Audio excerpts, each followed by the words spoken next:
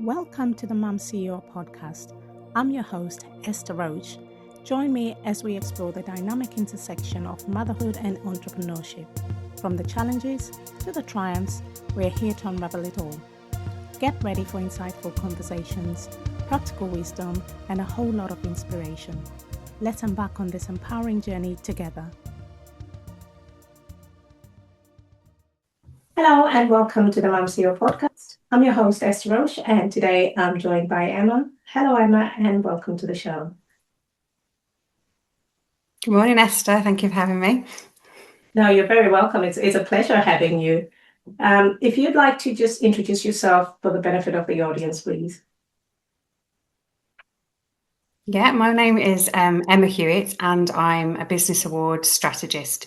So I work with small business owners to find business awards that will meet their business goals and values, help them to get more visibility and credibility in their sector, reach new clients, network and grow their business. Oh, fantastic. And you're a mum as well? I am. I have two children, aged 9 and 7. So you've got your little boy who's yeah little boy just finishing year 4 and a little girl just finishing year 2. Well, it sounds like a really busy household, but you've got quite a lot of plates to spin with what you do. And I know you because I've met you through events and awards and things like that, but I know how brilliant you are. So the audience is in for a treat.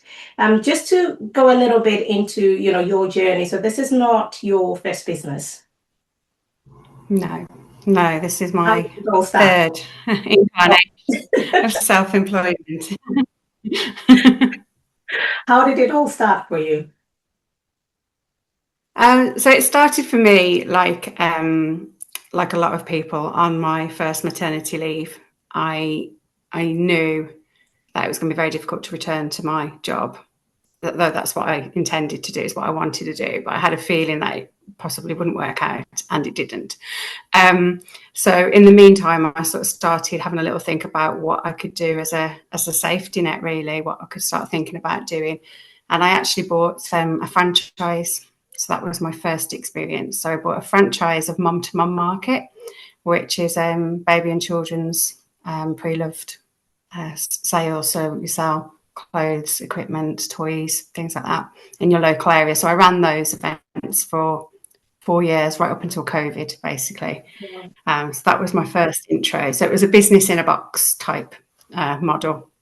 And I really enjoyed it. And it worked out well for me because I could work around my babies. I had another baby like 2 years later. And so it fit around them.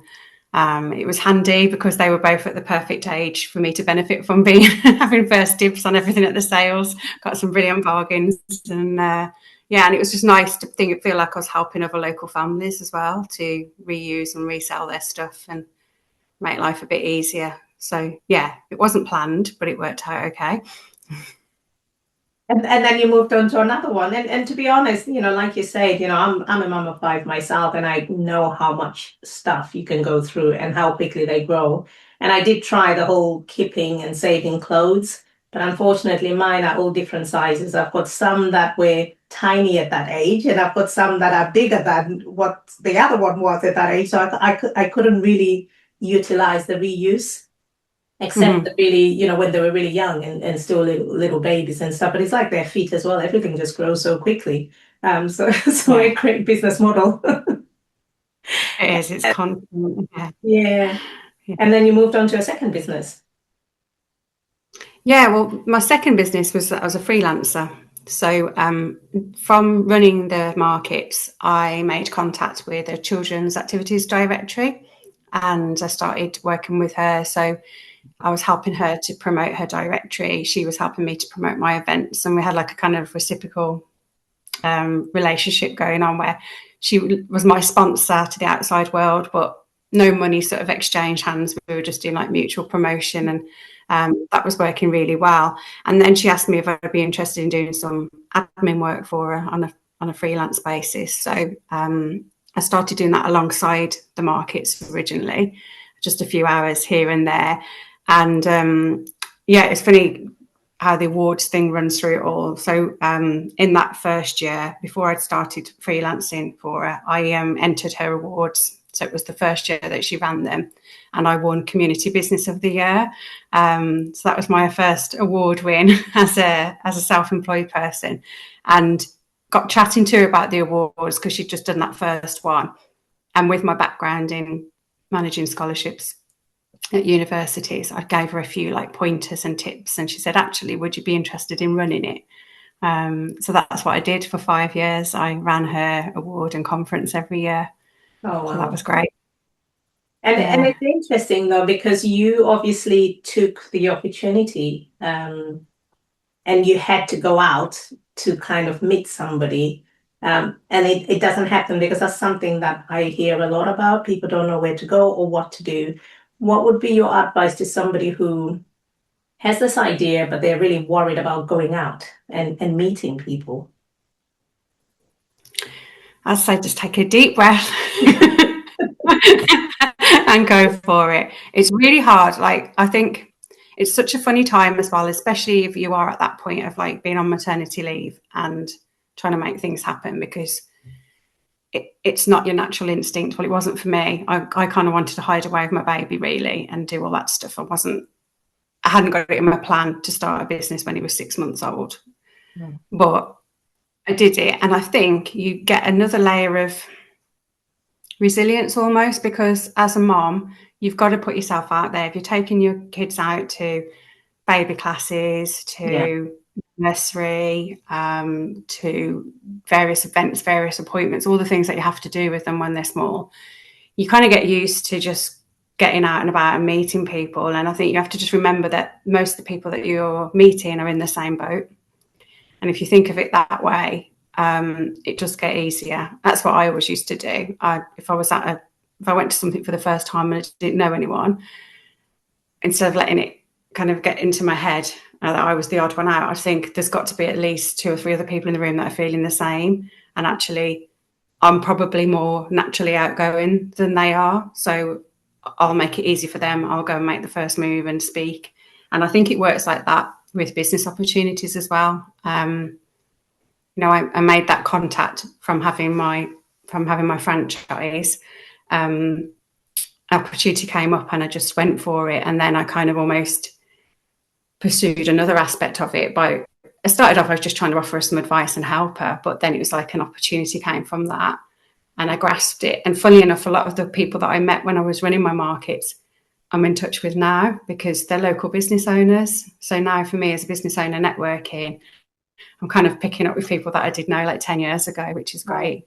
So I think just go for it and don't ever overanalyze who's useful to you as well. I think that's a really key thing.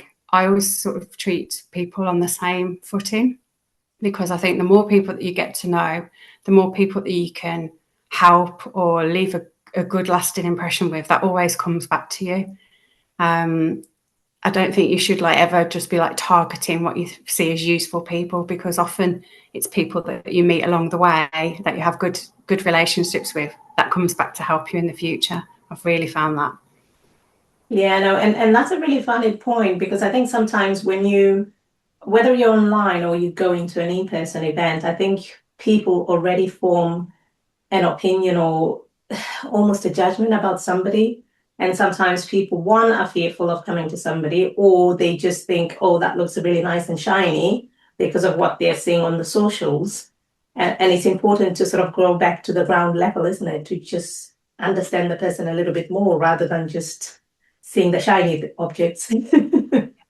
Definitely. And sometimes, especially like that in a networking event, it can be the quiet person in the room that's going to be the most helpful to you or needs you the most. And I think you really have to be mindful of that. I think, it's all about perception, like you're saying. You might think someone that you think you've got to get in and speak to might not even be the right person for you. So I think keeping an open mind and just building, I think all contacts and relationships are helpful, because you never know when you're going to need people or when someone might need them, and you know them and you can refer them. And I think that's really valuable as a business owner, to be somebody that's helping to refer others. I think that really is a strong. I'm really drawn to people like that who naturally will go, oh, I know someone that can help you, or will throw someone else's name in, even if they're not there. They're just helping them to budge along. I'm really attracted to people like that. I think it's a really, really valuable trait. Yeah, no, it is, and also it's I think sometimes when people start, correct me if I'm wrong, but you help people with obviously awards and things, but when people are starting out, I think sometimes there is this element of almost fear, isn't it, that kind of holds you back from putting yourself out there because you feel, is anybody going to be interested? Who would want to know about this? Does that make sense? Do you hear that a lot with your clients? Absolutely. Yeah, I mean, funnily enough, I had a really similar conversation with somebody yesterday where she was talking about her journey into starting her business. And in a similar way, she'd been sort of shoved out of what she'd done for her whole career. It was, that was blocked to her. And she's used her expertise and she's built a business around it and she's done something really fantastic. But her take on it was, well, that's what everybody's story is. No one's going to want to hear that, because like everyone I see has done that. They've had the first child and they've started a business. And I said, no, that's because you're seeing your section of like social media or whatever, your network. You're surrounded by other people that have done that, but that's not what most people do. That still makes your story a really valuable one to tell, because it's how you dealt with that situation. It's not what everyone does. Not everyone that has a baby starts a business. It's not like a natural hand in hand thing. And I think it's really important for people to like keep that in mind, because we get so in our own heads looking at our own day-to-day life and our own business story. We think that everyone's doing it. And we think that the things that we're doing, I often hear it, it's just something I do. That's not important. That's just what I do. And usually those things that we almost dismiss are the things I like. So it's getting people to look a little bit closer to home at actually what are they really good at and what's unique about them.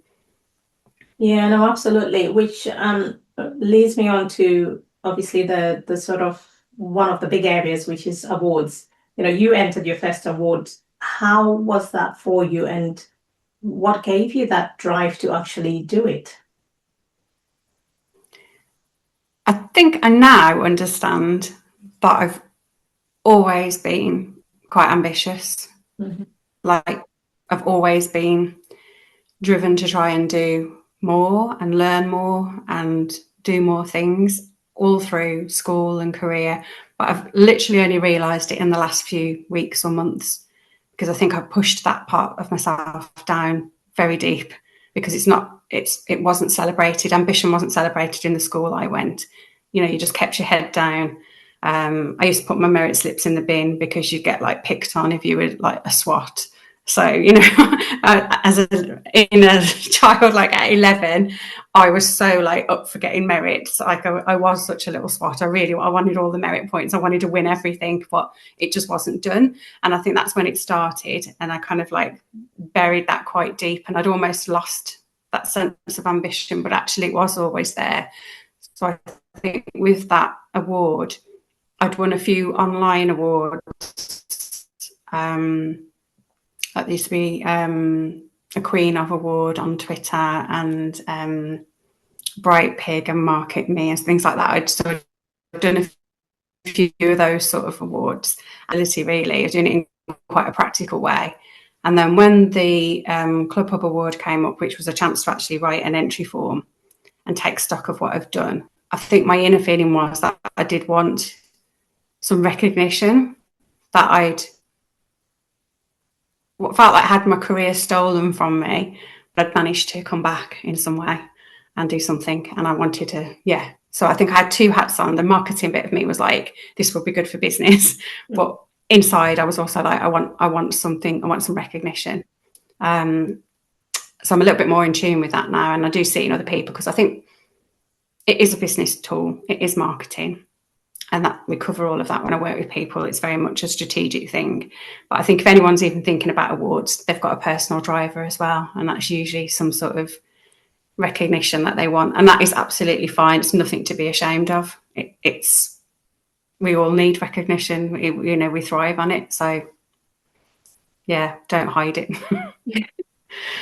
No, and Yeah. and it's so I've been through entering awards, but that's something it took me such a long time to ever even think, because one, I was like, who wants to hear that? Nobody's interested. But also secondly, there is a massive element that you have to be nominated by somebody else. And I think that's a massive block for a lot of people, because until you start going through the journey and seeing how many people self-nominate, it's kind of like an elephant in the room, if you like, because most people think, oh, that doesn't mean you're good enough. What have you got to say about that particular aspect of people holding back because of self-nominating? Yeah, absolutely. It's a drum I like to bang quite a lot, to be honest. It's a myth. It's a myth that people think you've got to be nominated. An absolute myth. There are people that will nominate. There are good souls amongst us who will take that time to put someone's name in. And there are some awards that are really geared up for that. So some awards make it really easy to nominate someone, literally a couple of lines, and you can kind of throw their name in the hat for them. But the reality is that most business awards require such depth of information about the business, the finances, and everything else. You're looking at writing between 1,000 and up to 3,000 words. It's a big document. So how could you ever expect someone else to be able to do that for you? It's just not feasible, and that is the reality. And I'm always trying to get that across to people. And the other part of it, I think, is getting across to people that if you do self-nominate, just tell people that that's what you did.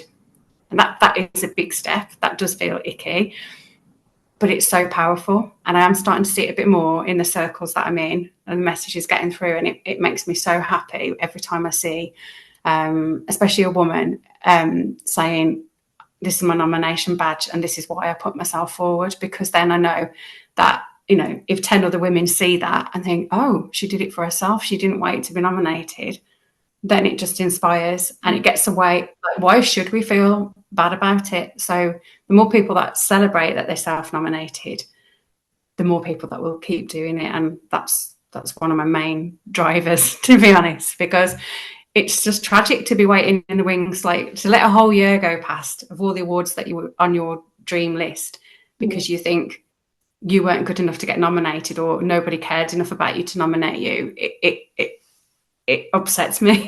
Like, I really want to get that across to people. No, if you want it, go for it yourself. Definitely.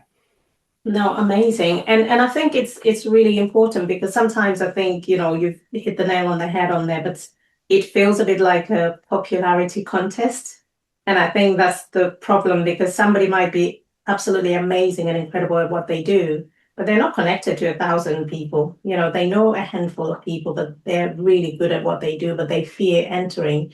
And there's so many different awards. Could you enlighten, those that are listening or thinking of entering awards, what sort of things to look out for if they're considering being part of awards and using it as a strategy for their visibility? Yeah, of course. So I always ask people to start with thinking about what their priorities are in their business right now, because obviously it really depends where you're at in your business and what you're trying to succeed in the next sort of 6 to 12 months. You can use awards to help you get there. So if you're looking for more clients, think about who they are and where they are. So if you're a business that relies on in-person customers coming to your events or to your store or something like that, then you want to be looking in your local area for awards, because that's going to give you that visibility boost with your customers straight away. If you're offering things online, then obviously you can look at national awards, because the reach will be broader for you. But think about awards that are going to highlight the things that you want people to know about you. So is there an aspect of your business that you're really wanting to celebrate, like your customer service skills, for example?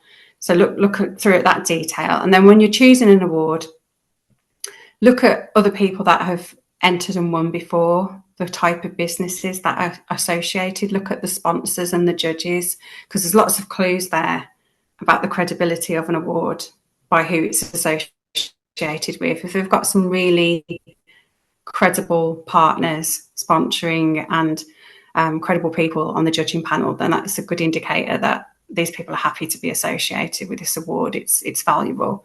And then I suggest that people like look out for red flags. So for me, a big red flag is an award that contacts you. So you've had no dealings with them, but you get that email that says you've been nominated or you've even been shortlisted. This is what you need to do to progress. And it's usually an advertising package that's being presented as an award. There is no awards process as such. You're not being judged alongside anyone else. You're just giving them some information about you. They're giving you an award package and you're paying various levels, various prices for what they offer. They're a means to an end, I guess. They're a type of advertising, but is that going to add any value to your business to have that? If it's like a vanity badge, basically, is that going to add any value? And actually, could it even be damaging to your business reputation if you're seen as being someone that goes after those? So look for things like, is there a judging panel? Is there a deadline, a fixed deadline, so that you know that you're being assessed alongside other people? Is there an event? So is there the events? Sometimes people are put off by the events because they think, oh, that's just, they're trying to make money out of me with my ticket. But the events are often really valuable part of the process because you're getting into the room with prospective clients, business collaborators, etc. So look if there's an event and how much that's going to bring to you. What value does that award company have in terms of its network and its reach, its social media presence? Is it going to add value to you in that sense as well? And then touched on like the popularity thing. I'm really mindful about voting as an element. There are some awards where voting is used as part of the process. And if it's an award that is in some way celebrating like community impact and things, I can see why voting features. So voting alone is not a red flag. But if you go for an award where voting is the only assessment that's being used, then that rules most people out. And it's just not fair, I don't think. So I kind of steer people away from that sometimes because I know that they're not going to have a chance. And it's like they're going to put their soul into writing a form, but they're going to lose out on votes. So what's the point? But some people are happy to take part because just by asking people for votes, you're promoting yourself. So sometimes it does no harm, but it doesn't seem like a fair process to me. So I try and avoid them. Yeah, so there is quite a lot there to kind of look out for, but it's in a nutshell, it's pretty much do your research.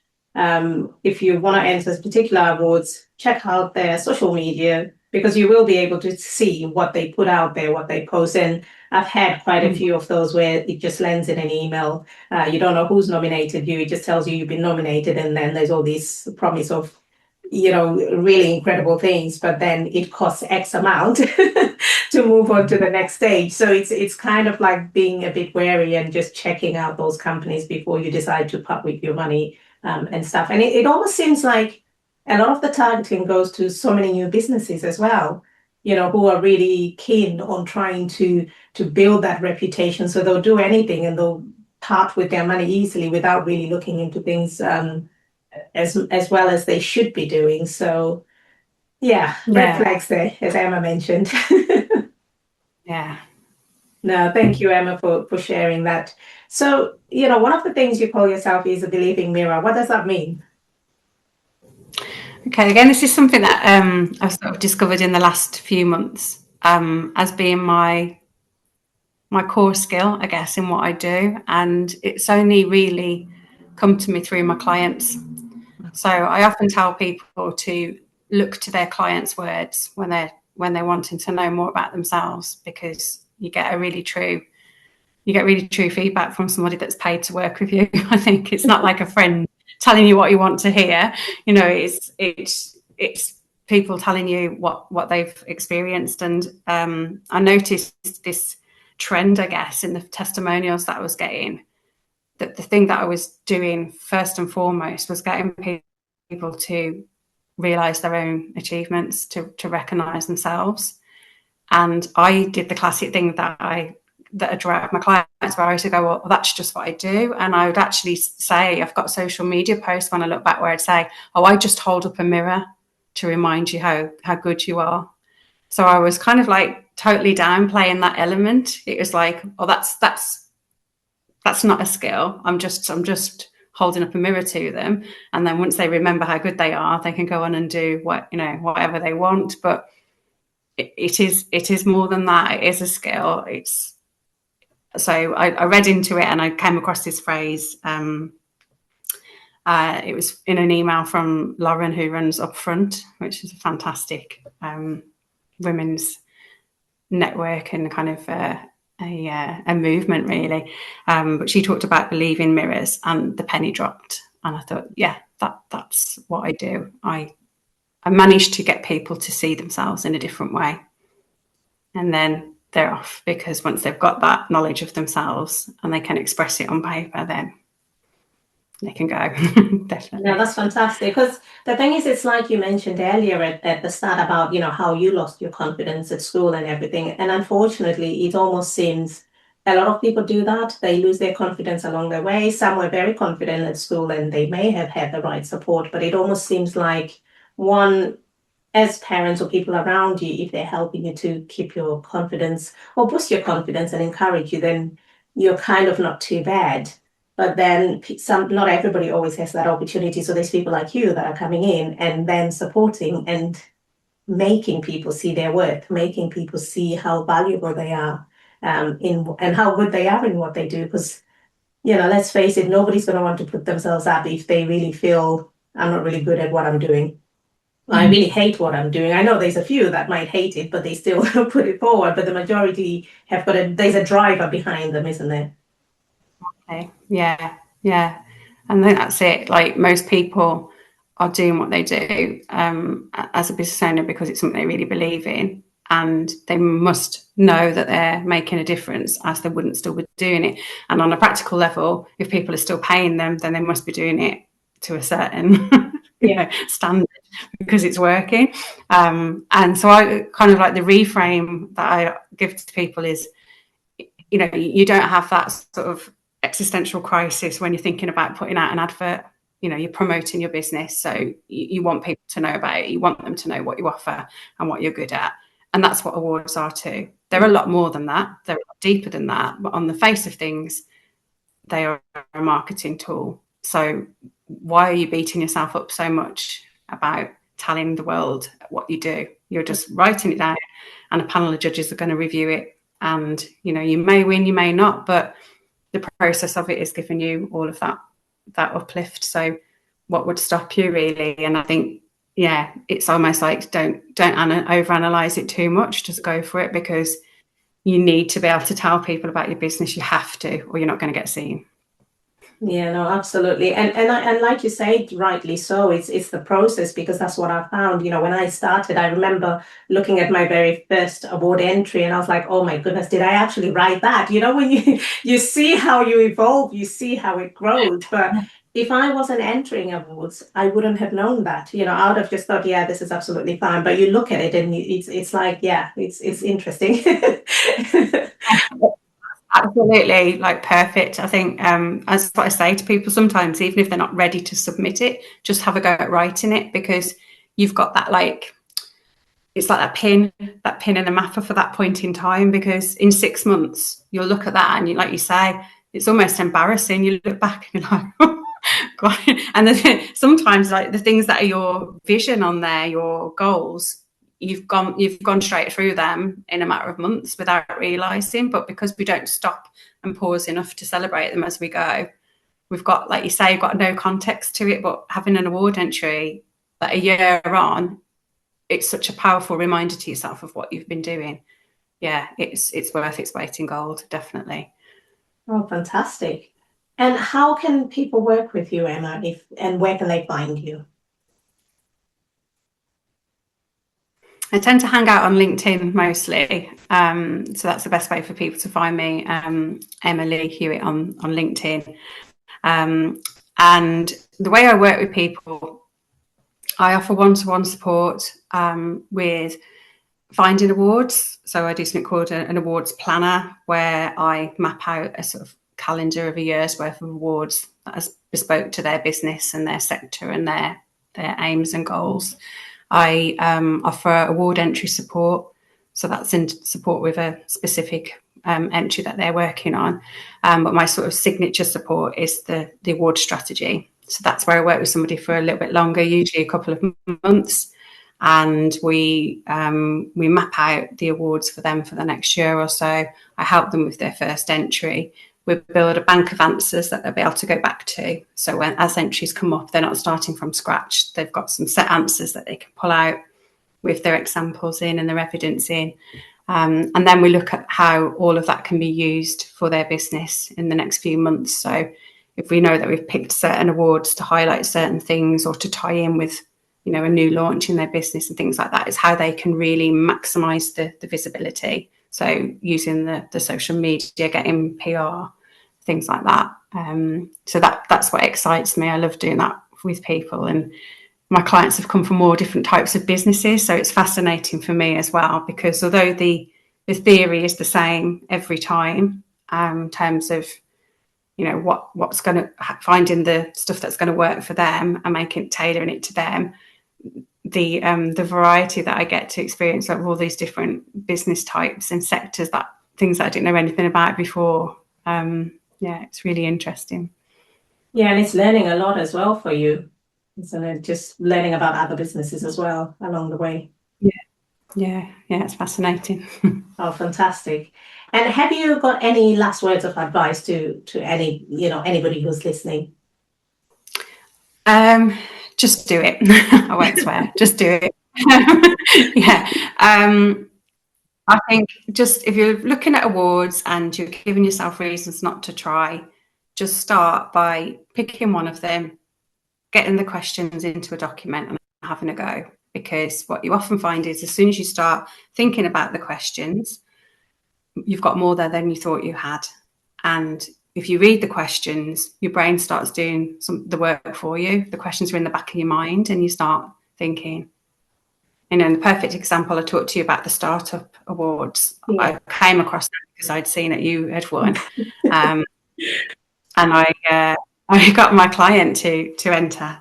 So she actually won last week, which is amazing. Oh, she won the Education and Training Award for East England, and I'm so delighted for her. But I actually applied myself because I'd done work with her on her entry, and those questions were in my head. And they're quite different questions with the Startup Awards. They're not your bog standard ones. They do really get you thinking. And because I read them and they were in there, these ideas were coming to me. So I just thought, right, I'll just jot them down, because I don't do anything that I preach. Obviously, none of us do it. I don't do all this work in the background for myself on awards, but this time I did, and I put some stuff in the document, and then I thought, I'm going to go for it. Why not? And I was shortlisted, and it was amazing.